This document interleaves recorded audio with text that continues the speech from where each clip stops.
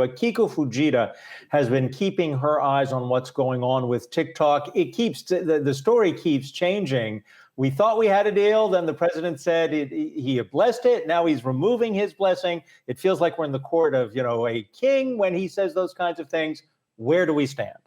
Yeah, Adam, it feels like the headlines are changing by the hour. So certainly the deal is far from done. And to your point, we did get those comments from President Trump today saying that, look, for this deal to happen, it needs to be fully in control of an American company. And that's certainly not what's on the table right now. We should point out, it now appears China could potentially block the deal as well. We've heard from the editor of the Global Times, which is seen as very cozy to the Chinese government, saying Beijing will not approve the current agreement between ByteDance, TikTok's parent company, and Oracle and Walmart because the agreement would endanger China's national security interests and dignity. So let's talk about the specifics that came out over the weekend based on what we have heard from all the companies involved. Right now, we're looking at a deal where Oracle would get 12.5% stake in TikTok. Walmart would get a 7.5% stake for a combined 20% stake, but ByteDance would retain an 80% stake in TikTok.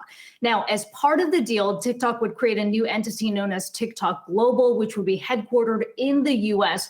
That would oversee all of the technology involved in the U.S. TikTok operations, including the data of those 100 million users here in the country, which would be stored on Oracle Cloud servers. Now, the president, as well as the companies, argue that technically, this new entity would be fully controlled or have a majority American control because of U.S. investors like General Atlantic and Sequoia, who already have a significant stake in ByteDance. So when you add up all of those numbers, we're taking a look at 53% of investors in TikTok Global being American investors.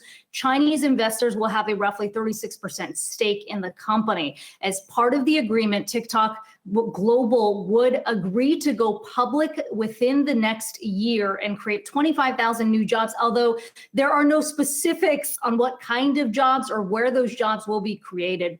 The new entity would have a separate board.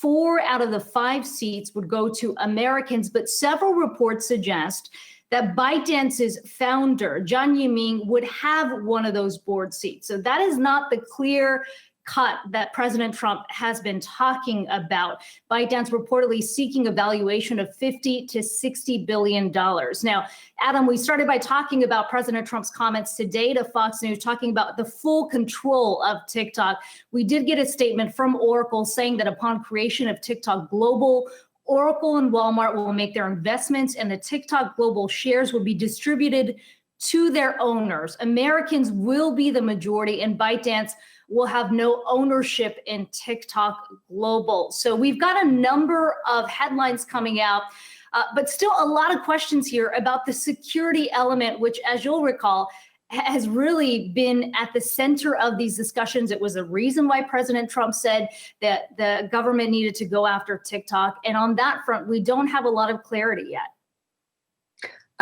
Another question for you, Akiko.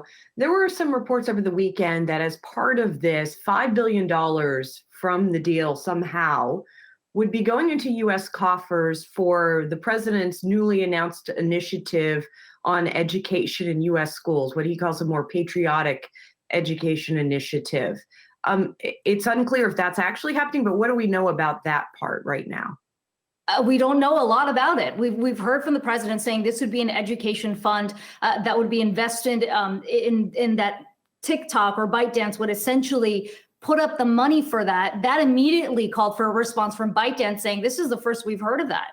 We have always invested in education, but we have not necessarily agreed to this. So, what you've got right now, Julie, is a deal that's on the table that is not at all what President Trump asked for. At the same time, you've got the president going on Fox News trying to sell the deal because, as you'll recall, in the lead up to all of this, we had a number of Republican senators like Marco Rubio, like Josh Hawley come out and saying, wait a second, this is not what you called for. And this does not address the national security concerns. Now, we heard from Marco Rubio yesterday allude to some of those concerns, but we really haven't heard from a lot of these China hawks who were so vocal in the lead up to all of this. So President Trump certainly trying to do his best to sell the deal, to say, look, we got what we wanted. But if you look at the facts right now on the table, as it stands from both all of the companies involved, it is certainly a big concession on the U.S. part. And you have to wonder if ByteDance is sitting there watching it thinking, well, we made out pretty well in all of these negotiations, because now we've got a valuation of $50 to $60 billion, a potential IPO,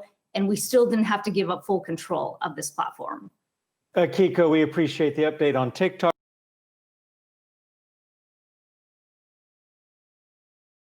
Hey investors, Zach Guzman here. Are you interested in learning more about the markets and getting the latest financial news? Well, then click right here to subscribe to our Yahoo Finance YouTube channel.